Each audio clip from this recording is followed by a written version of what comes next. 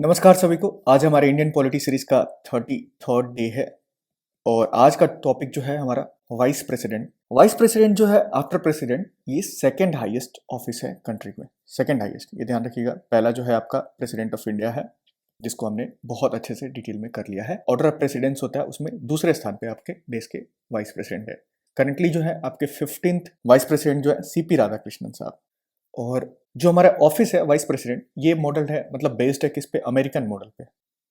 लेकिन एक चीज ध्यान रखना है, जैसे अमेरिका में क्या होता है, सपोज दैट कोई प्रेसिडेंट है, सिटिंग प्रेसिडेंट, अगर इन एनी केस उनका डेथ हो जाता है तो जो वाइस प्रेसिडेंट होते हैं वहां पे वो एज्यूम कर लेते हैं charge of president for complete जितना भी टर्म बचा हुआ है, 2 साल 3 साल। बट हमारे देश में क्या होता है, जो वाइस प्रेसिडेंट है वो मैक्सिमम 6 मंथ तक एक्ट कर सकते हैं एज ए प्रेसिडेंट। जैसे हमने आर्टिकल 52 में देखा था, वहां पे जिक्र था प्रेसिडेंट के बारे में, तो सिंपल लिखा गया था there shall be a president of India.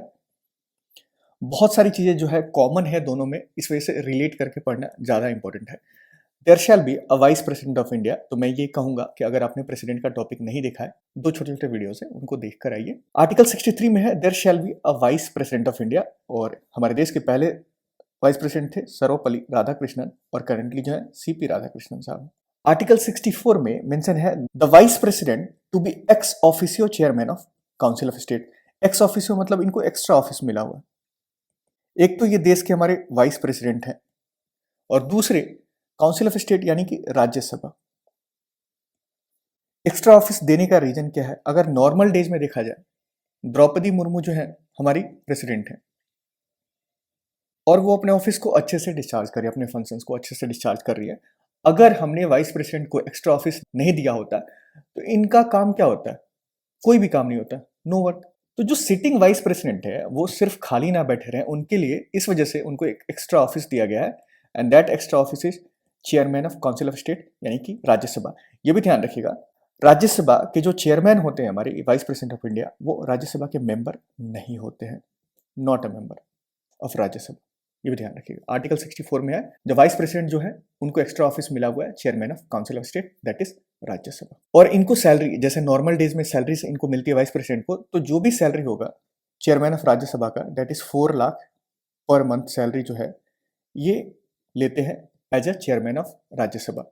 और जो भी एमॉलमेंट्स अलाउंसेस है उसमें संविधान ने फिक्स नहीं किया है इनका, लेकिन अगर आप सेकंड शेड्यूल पढ़ोगे कभी, जो कि मैंने बता रखा है सेकंड शेड्यूल, तो उसमें जो भी एमॉलमेंट्स अलाउंसेस प्रिविलेज किसको, वाइस प्रेसिडेंट को दिया जाएगा, वो सब कुछ वहां पे आपको मेंशन है सेकंड शेड्यूल में।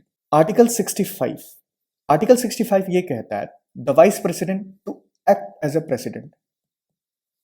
कब, जब कोई वैकेंसी हो, कैजुअल वैकेंसी हो,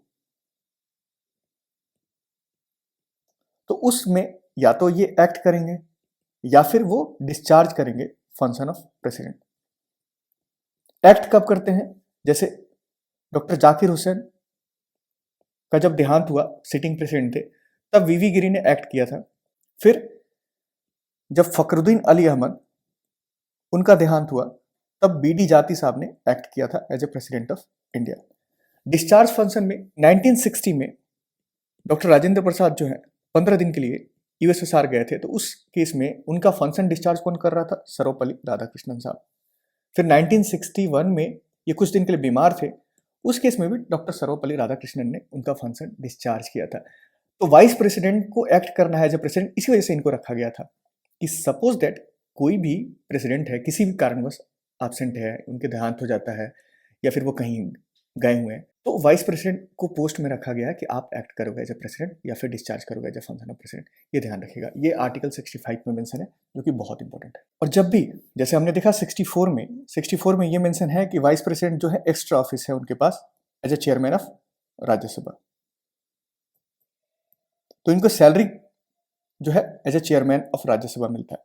लेकिन जैसे ही आर्टिकल 65 एक्टिव होगा, यानी कि जैसे ही वाइस प्रेसिडेंट जो है एक्ट करेंगे एज ए प्रेसिडेंट, तो उनको सैलरी किस फॉर्म में दिया जाएगा, सैलरी और अलाउंसेस जो होंगे उनको, ये सब कुछ किसका मिलेगा, जो प्रेसिडेंट को दिया जाता है वो मिलेगा इनको। तो 6 महीने के लिए एक्ट करें या फिर 5 महीने के लिए एक्ट करें, जैसे कि बीडी जाति साहब ने 167 डेज के लिए एक्ट किया था as a president after the death of Fakhruddin Ali Ahmed. तो 167 दिन, यानी कि तकरीबन आप देख लोगे 5, हाँ 5.5 महीने के बाद आसपास 6 मंथ हम मान लेते हैं। तो ये जो 6 मंथ इन्होंने एक्ट किया था एज अ प्रेसिडेंट, तो यहाँ पे इनको सैलरी अलाउंसेस प्रिविलेज सब कुछ कौन सा मिलेगा as a president of India, not as a chairman of Rajya Sabha. ये ध्यान रखिएगा बस। सबसे ज्यादा पूछा जाता है आर्टिकल 66 के बारे में, that is election of vice president. हमने देखा था इलेक्शन ऑफ प्रेसिडेंट में एमपीज का पार्टिसिपेशन होता था, एमएलएस का पार्टिसिपेशन होता था। हमने देखा था जो प्रेसिडेंट है उनका इनडायरेक्ट इलेक्शन होता था। इनडायरेक्ट इलेक्शन मतलब कि आपके चुने गए रिप्रेजेंटेटिव जो है वो चूज करते हैं। तो जो इलेक्शन ऑफ वाइस प्रेसिडेंट है वहां भी आपका इनडायरेक्ट इलेक्शन होगा, लेकिन यहाँ पे एमएलएस का पार्टिसिपेशन नहीं होगा। एमपीज हमने देखा था प्रेसिडेंट में सिर्फ और सिर्फ ओनली इलेक्टेड मेंबर्स पार्टिसिपेट करते थे, जबकि इंपीचमेंट में देखा हमने both elected as well as nominated जो है वो भी पार्टिसिपेट करते हैं। तो जो वाइस प्रेसिडेंट का इलेक्टोरल कॉलेज होता है उसमें members of both the houses of parliament, Rajya Sabha as well as Lok Sabha, और राज्यसभा के जो 12 नॉमिनेटेड मेंबर्स हैं जो कि पार्टिसिपेट नहीं करते थे इलेक्शन ऑफ प्रेसिडेंट में, वो यहाँ पार्टिसिपेट करेंगे। कहाँ? वाइस प्रेसिडेंट के इलेक्शन में। और जो एमएलएज थे वहाँ पे 28 स्टेट और प्लस 2 यूटीज दिल्ली पुडुचेरी के, वो इलेक्शन ऑफ वाइस प्रेसिडेंट में पार्टिसिपेट नहीं करेंगे। ये ध्यान रखिएगा। सेम जो था इम्पीचमेंट में जो लोग पार्टिसिपेट करते थे आर्टिकल 61 में प्रेसिडेंट को इम्पीच करने के टाइम पे, वो ही सारे लोग जो है पार्टिसिपेट करेंगे इलेक्शन ऑफ वाइस प्रेसिडेंट में। सेम ध्यान रखिएगा। जो हमारा ओरिजिनल कॉन्स्टिट्यूशन था इलेक्शन ऑफ वाइस प्रेसिडेंट में, उन्होंने बोला था कि हम एक ज्वाइंट सीटिंग करेंगे और ज्वाइंट सीटिंग करके जो है वाइस प्रेसिडेंट को इलेक्ट कर लेंगे, मतलब वोटिंग करा के। बट ये प्रोविजन जो है 11th कॉन्स्टिट्यूशनल अमेंडमेंट एक्ट के तहत 1961 में इसको हटा दिया गया था और डिफरेंट वोटिंग होती है। लेकिन जो सबसे इंपॉर्टेंट चीज आपको ध्यान रखना है इलेक्शन ऑफ वाइस प्रेसिडेंट में, ये ध्यान रखिएगा, मैंने बताया पहले भी कि बोथ क्या हो गया यहाँ पे elected plus nominated members of parliament, ये दोनों के दोनों जो है पार्टिसिपेट करेंगे। और कौन पार्टिसिपेट नहीं करेंगे? जो इलेक्शन ऑफ वाइस प्रेसिडेंट होता है, यहाँ पे जो एमएलएज हैं 28 स्टेट्स के और 2 यूटीज के, वो इलेक्शन ऑफ वाइस प्रेसिडेंट में पार्टिसिपेट नहीं करेंगे। जो हमारा मैनर ऑफ इलेक्शन है, मैनर ऑफ इलेक्शन क्या था प्रेसिडेंट में? 3 प्रोविजन हमने देखा था। कौन कौन से? प्रोपोर्शनल रिप्रेजेंटेशन, मैं डिटेल में बता चुका हूं, दोबारा नहीं बताऊंगा, टाइम आपका भी वेस्ट नहीं करूंगा, मैं अपना भी नहीं करूंगा। और दूसरा क्या था? सिंगल ट्रांसफरेबल वोट, और तीसरा था सीक्रेट बैलेट। ये 3 प्रोविजन था मैनर ऑफ इलेक्शन में। ये तीनों के तीनों जो है आपको यहां भी फॉलो करना है। किसमें? वाइस प्रेसिडेंट इलेक्शन में। वाइस प्रेसिडेंट के इलेक्शन में भी proportional representation, single transferable vote और सीक्रेट बैलेट का प्रोविजन जो है यहाँ पे लागू होगा। क्वालिफिकेशन में यूनिवर्सल क्वालिफिकेशन क्या है? सिटीजन ऑफ इंडिया, भारत के नागरिक हो आप, ये वहां भी था और यहाँ भी है, यानी कि प्रेसिडेंट में भी सिटीजन ऑफ इंडिया और वाइस प्रेसिडेंट में भी सिटीजन ऑफ इंडिया कंपलसरी है। एज कितना होना चाहिए? तो minimum age 35 years of age. तो 35 ईयर्स एज किस किस के लिए होता है? एक तो आपका वाइस प्रेसिडेंट जिसको पढ़ रहे हैं हम लोग, दूसरा आपका प्रेसिडेंट, और तीसरा आपको किसी भी राज्य का गवर्नर बनना है तो आपका एज जो है मिनिमम 35 ईयर्स एज होना चाहिए। हमने देखा था क्वालिफिकेशन में अ पर्सन जिसको हम इलेक्ट कर रहे हैं एज अ प्रेसिडेंट, वो क्वालिफाइड होना चाहिए for election of member of Lok Sabha. But यहाँ पे वाइस प्रेसिडेंट के केस में क्या होता है? He should be qualified for election as a member of Rajya Sabha. तो क्वालिफिकेशन में सिटीजन ऑफ इंडिया दोनों के लिए है, क्वालिफिकेशन में 35 years age minimum age requirement दोनों के लिए है, क्वालिफिकेशन में मेंबर ऑफ राज्यसभा इलेक्ट होने के कैपेबल होना चाहिए, वो किसके लिए है? वाइस प्रेसिडेंट के लिए है। लेकिन कोई भी पर्सन क्वालिफाइड है as a member of Lok Sabha तो वो प्रेसिडेंट के केस में जाता है। ये डिफरेंस है, बस इतना ध्यान रखें। और क्या बेसिक क्वालिफिकेशन थे? Basic qualification should not hold any office of profit. Office of profit मैंने बता रखा है आपको, कोई फाइनेंशियल गेन नहीं होना। लेकिन कोई भी सिटिंग प्रेसिडेंट है, कोई भी सिटिंग वाइस प्रेसिडेंट है, कोई भी सिटिंग गवर्नर है, कोई भी सिटिंग मिनिस्टर है, हम ये नहीं मानेंगे कि ये लोग जो है ऑफिस ऑफ प्रॉफिट होल्ड कर रहे हैं और ये एलिजिबल होते हैं for the candidate of vice president. जैसे सेम था वहां पे भी, वैसे ही same as it is vice president के केस में भी है। कंडीशन ऑफ ऑफिस में देखोगे तो संविधान में ये लिखा गया, the constitution lays down the following two condition for vice president office. क्या? He should not be a member of either house of parliament और हाउस ऑफ स्टेट लेजिस्लेचर। कहने का मतलब है, ये कह रहे हैं कि कोई भी पर्सन एमपी नहीं होना चाहिए और एमएलए नहीं होना चाहिए। अगर है तो if any such person is elected vice president, he is deemed to have vacated his seat in that house on the date on which he enters office as a vice president, और he should not hold any other office of profit. The moment अगर किसी MP और MLA को हम vice president बनाते हैं तो हम ये समझते हैं कि वो अपना जो पोस्ट है एज एमपी और एज एन एमएलए उन्होंने अपना वैकेट कर दिया है। ठीक है, ये ध्यान रखिएगा। और ऑफिस ऑफ प्रॉफिट में हम क्या क्या नहीं डालेंगे, वाइस प्रेसिडेंट, सिटिंग गवर्नर, ये सारी चीजें। जैसे सीपी राधाकृष्णन साहब 12 सितंबर को 2025 में इलेक्ट होते हैं क्या, vice president, 15th vice president of India. इससे पहले ये गवर्नर थे, 11 सितंबर तक ये गवर्नर थे किसके, महाराष्ट्र के। तो जो भी गवर्नर है वो वाइस प्रेसिडेंट बन सकते हैं, जो भी एमपी है एमएलए है वाइस प्रेसिडेंट बन सकते हैं, बशर्ते उनको अपना जो पोस्ट है उसको वैकेंट करना पड़ता है। ठीक है, ये ध्यान रखिए। Further, the nomination of a candidate for election to the office of vice president must be subscribed by 20 electors as a proposers और 20 इलेक्टोर्स एज अ सेकेंडर्स। तो ये उस केस में 50 था प्रेसिडेंट के केस में, और आपको डिपॉजिट करना पड़ता है सिक्योरिटी डिपॉजिट 15,000 का, वहां पे हमारा 25,000 था, 25 के। आर्टिकल 71 में हमने देखा था सेम है जो प्रेसिडेंट में था, जो भी डाउट्स एंड डिस्प्यूट अराइज होंगे, डाउट्स एंड डिस्प्यूट किस कनेक्शन में, for the election of vice president. अगर कोई डाउट एंड डिस्प्यूट हुआ है तो इसकी इंक्वायरी कौन करता है, इंक्वायरी और डिसीजन कौन मेक करता है। ये प्रोविजन आर्टिकल 71 में सुप्रीम कोर्ट को दिया गया है। जब भी कोई प्रेसिडेंट के इलेक्शन में या फिर जब भी कोई वाइस प्रेसिडेंट के इलेक्शन में कोई भी डाउट या डिस्प्यूट अराइज हो in the election of president as well as vice president, उस केस में इंक्वायरी करने का प्रोविजन और डिसीजन मेक करने का प्रोविजन जो सुप्रीम कोर्ट को दिया गया है, और इनका डिसीजन जो होगा फाइनल होगा। ये आर्टिकल 71 में मेंशन है। And the election of person as a vice president as well as president, इसको आप चैलेंज नहीं कर सकते, ये हमने देखा था, on the ground of electoral college was incomplete, ऐसा बोल के कि कोई वैकेंसी है उस कारण की वजह से सारी चीजें, या फिर किसी स्टेट का जो असेंबली है इन्होंने डिसॉल्व कर दिया था जानबूझ के, ऐसे सारी चीजें आप नहीं कर सकते हो। ठीक है, और जो भी काम इन्होंने कर दिया, if the election of person as a vice president, इसी भी केस में अगर इनको वॉइड डिक्लेयर किया जाता है, वॉइड मतलब कि गलत ठहराया जाता है, तो जो भी काम उन्होंने अपने उस इलेक्शन को वॉइड डिक्लेयर करने से पहले कर दिया है, that will remain in force. ये ध्यान रखिएगा, ये सेम है आर्टिकल 71 में प्रेसिडेंट और वाइस प्रेसिडेंट। तो सुप्रीम कोर्ट जो है presidential election as well as vice president के इलेक्शन में सुनवाई करता है, जबकि एमपी और एमएलए के इलेक्शन की सुनवाई करनी हो तो ये प्रोविजन हाई कोर्ट के पास है, ये भी ध्यान रखिए। आर्टिकल 67 में, आर्टिकल 67 में क्या है, term of office of vice president. The moment vice president यानी कि 12 सितंबर को 2025 में इलेक्ट होते हैं सीपी राधाकृष्णन साहब, तो इन्होंने अपने ऑफिस में एंटर किया कब, 12 सितंबर को। उस दिन से इनका टेन्योर कितने का होगा, 5 साल का होगा, 5 इयर्स का टेन्योर होगा। सपोज दैट सीपी राधाकृष्णन साहब को अभी रिजाइन करना हो, करेंटली आज जो डेट है आपका 18 नवंबर, तो आज अगर इनको रिजाइन करना हो 18 नवंबर 2025, तो ये किसको रिजाइन करेंगे, तो सीपी राधाकृष्णन साहब रिजाइन किसको करेंगे, रिजाइंस टू प्रेसिडेंट। जब प्रेसिडेंट को रिजाइन करना हो तो वो किसको रिजाइन करते हैं, वाइस प्रेसिडेंट को। And the moment vice president has to resign, he will और she will resign to president of India. जो वाइस प्रेसिडेंट है उनको अपने ऑफिस से रिमूव भी किया जा सकता है, जैसे हमने देखा था प्रेसिडेंट को भी रिमूव किया जा सकता है उनके ऑफिस से। Before completion of his term, vice president can also be remove from his और हर ऑफिस।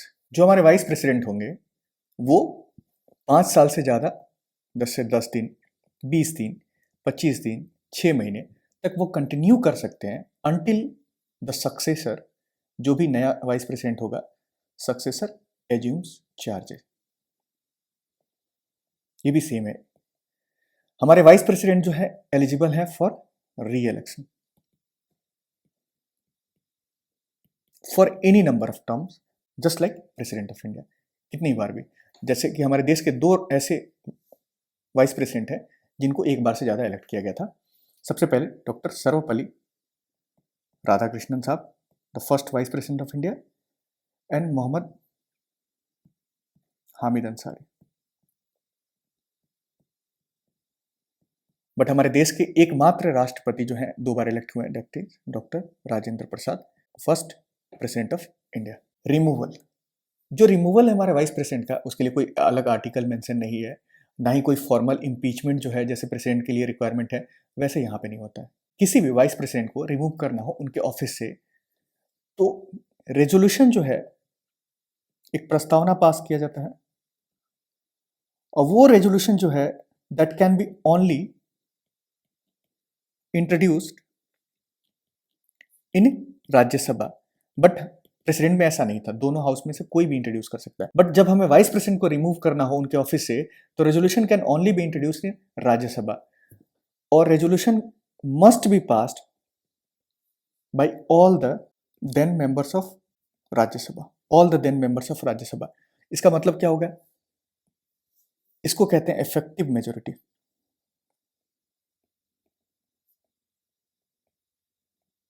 इफेक्टिव मेजोरिटी, जैसे राज्यसभा की मेंबरशिप कितनी है? 245 है, ठीक है, एग्जांपल लेते हैं। तो 245 मेंबर्स हैं, और 245 मेंबर्स में सपोज दैट मान लेते हैं 45 की वैकेंसी है, 45 सीट जो है वैकेंट है, समझाने के लिए बता रहा हूं मैं।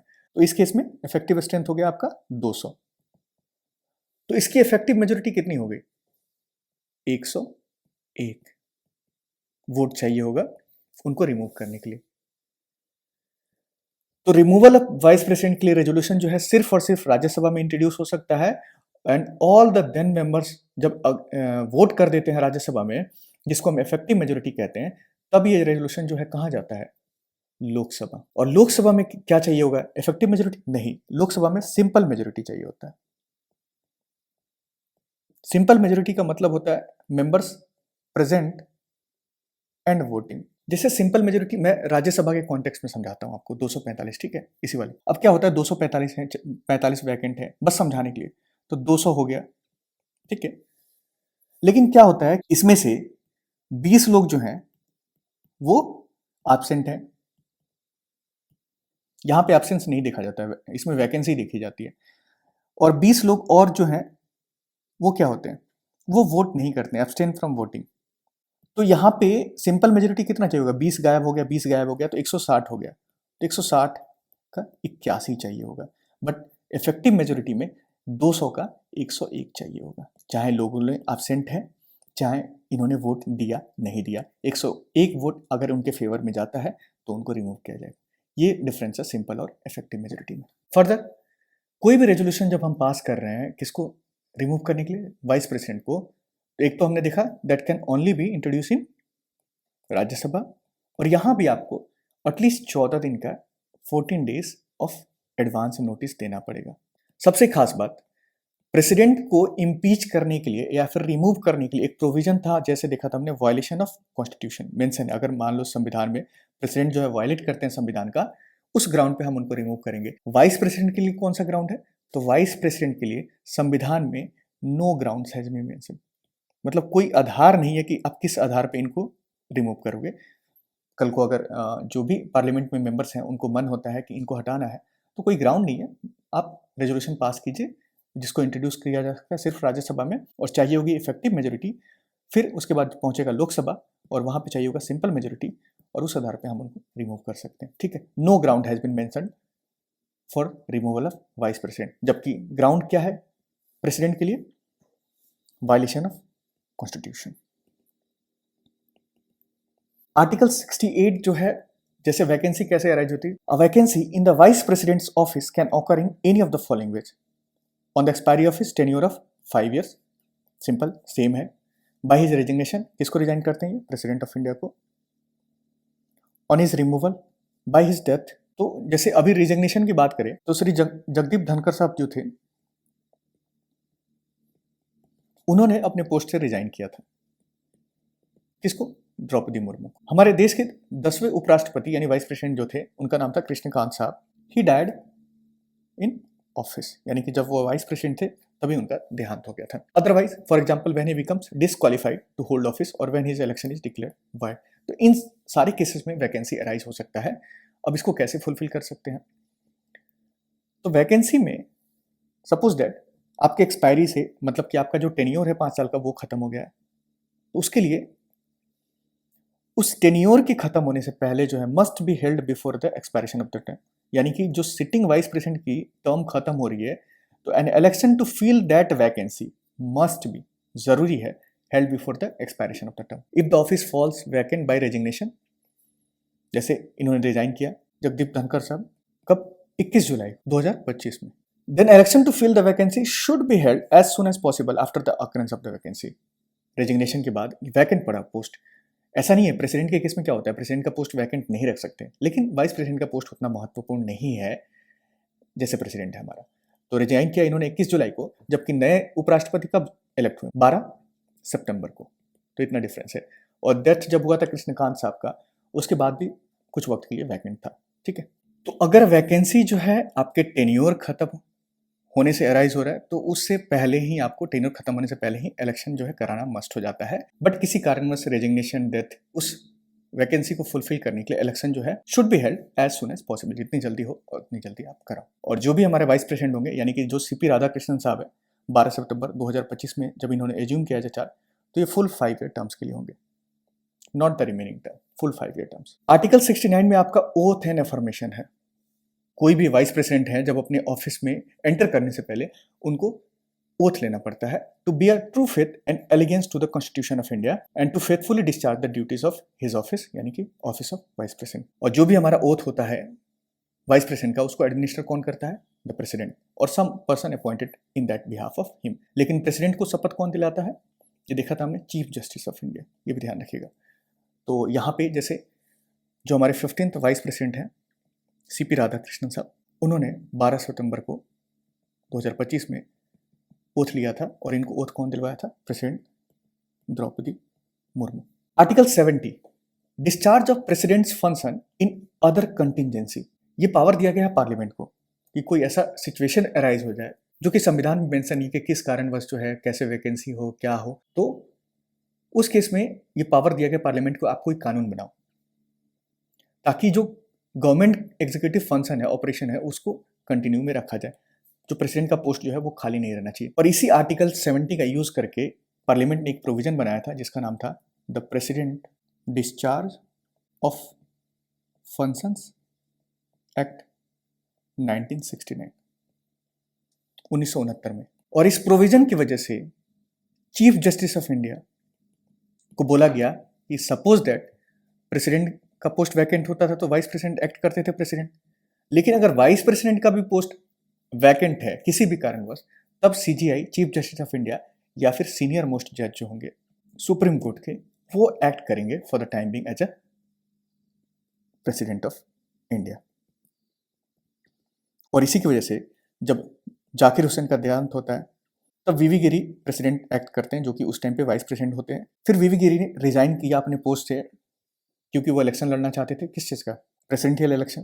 तो उस टाइम पे प्रेसिडेंट का पोस्ट जो था वैकेंट था, तब मोहम्मद हिदायतुल्लाह जो है उन्होंने एक्ट किया था इसी the president discharge of function act 1969 की मदद से। ठीक है, ये ध्यान रखिएगा। अब इन सब पे आधारित कुछ क्वेश्चन हैं, वो करते हैं हम लोग। The vice president of India is elected by the members of N electoral college comprising, vice president के बारे में, only elected members of both the houses of parliament, नहीं, ये प्रेसिडेंट में होता है। All the members of both the houses of parliament, ये सही है, all the members nominated as well as elected. Consider the following statement. Like the election of the president, the election of vice president is indirect. The member of the state legislatives plays an important role in the election of both. दोनों का indirect election होता है, जिसमें manner of election में हमने देखा proportional representation, single transferable vote और secret ballot. But state legislative assembly जो है प्रेसिडेंशियल इलेक्शन में पार्टिसिपेट करता है, वाइस प्रेसिडेंट के इलेक्शन में स्टेट लेजिस्लेचर का कोई रोल नहीं होता है। दूसरा गलत है, यानी कि A only. Consider following statement, in order to be eligible for election as a vice president, a person must be qualified for election as a member of upper house. Upper house मतलब राज्यसभा, और ये सही है, हमने देखा। और lower house किसके लिए होता है, प्रेसिडेंट के लिए।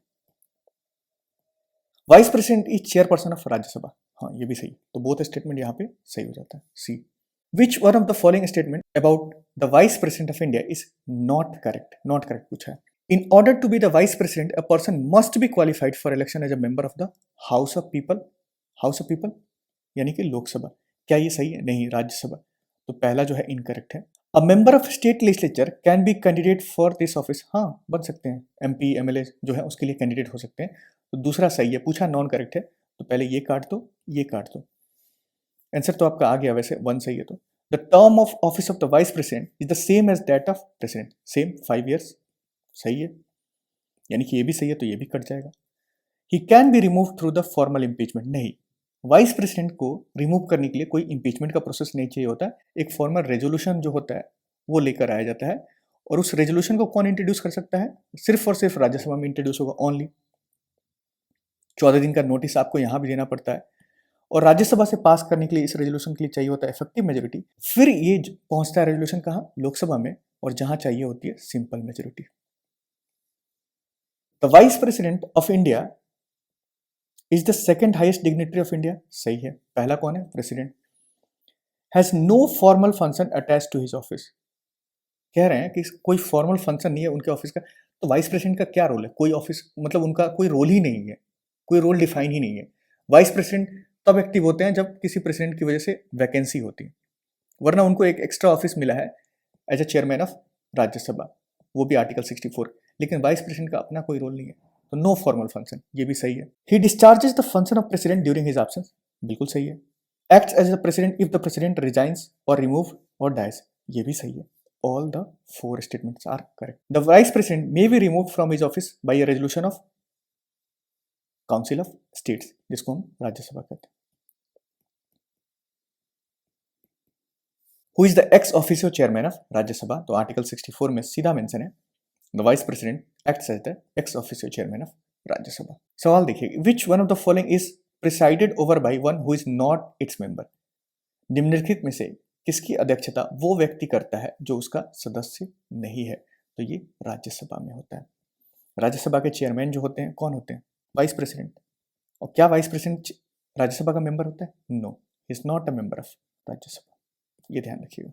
तो यहाँ हमारा एंड होता है the topic of vice president. तो यहाँ एंड करते हैं। ये थीम है हमारा अशोका ट्री का, दैट इज शिक्षा या तो मुफ्त होनी चाहिए या न्यूनतम लागत पर होनी चाहिए, और इस पर हम काम करते रहेंगे। टाटा, सी यू।